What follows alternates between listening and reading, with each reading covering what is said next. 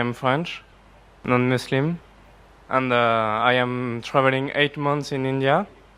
I am 18 years old. I completed my 12 in June, and so inshallah, if you agree, I will meet you in private. But now I just would like to ask you about the Jews.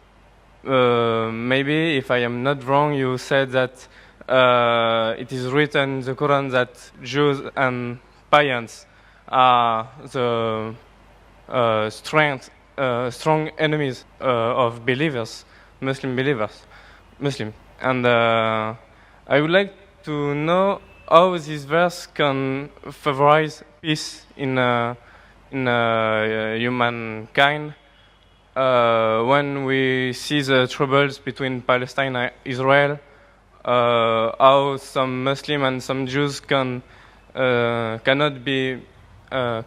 misunderstand this verse, because maybe it can provoke some misinterpretation, or if it's literally that Jews and Muslims have to be enemies.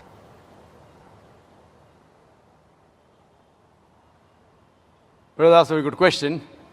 That he said, I said in my speech, and I quoted the verse of the Quran of Surah Ma'idah, chapter 5, verse 82, which says that strongest in enmity to the Muslims would be the Jews and the pagans, and the closest in love would be the Christians. So if they wanted to create enmity when they say that the Jews and the Muslims should fight, the Quran doesn't say Jews and the Muslims should fight.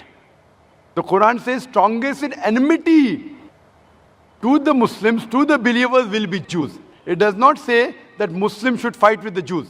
It doesn't say that. But it says that the Jews, by nature as a whole, they'll be against Muslims. And I told in my lecture, there are many Jews who accepted Islam. There are many Jews who are good to Muslims. But as a whole, if you take Jews as a whole and the Christians as a whole, the Christians are closer than the Jews as a whole. This is a fact. For example, the Quran says that the Jews are intelligent also. So that's a fact. If they're intelligent, they're intelligent. That doesn't mean that it hides the fact. And the Quran also says that they will be as a whole a staunchest enemy. So this is one of the falsification tests. That today, if you want to prove the Quran wrong, if the Jews get together, all of them, and they decide, let's prove the Quran wrong. At least for 3-4 years, we will be better than the Christians.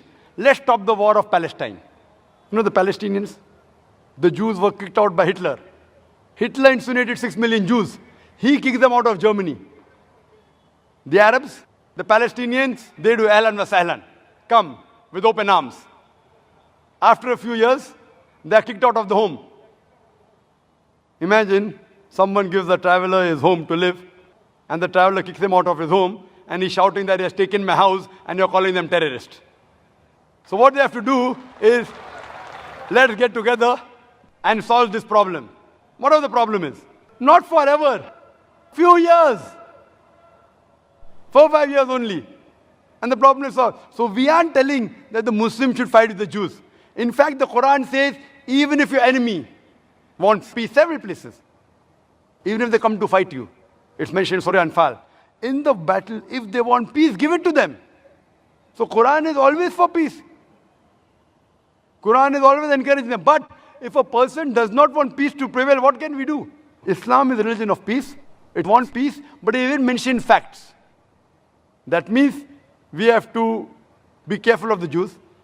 Not that we have to fight them, unless they come and fight with you. That's a different thing. Imagine what's happening in Palestine, what's happening in other parts of the world. So brother, for peace to prevail, you have to follow the guidance of the Quran and live harmoniously rather than be enemies. So Quran doesn't say that Jews should be enemies, but they will be saying. Hope that answers the question.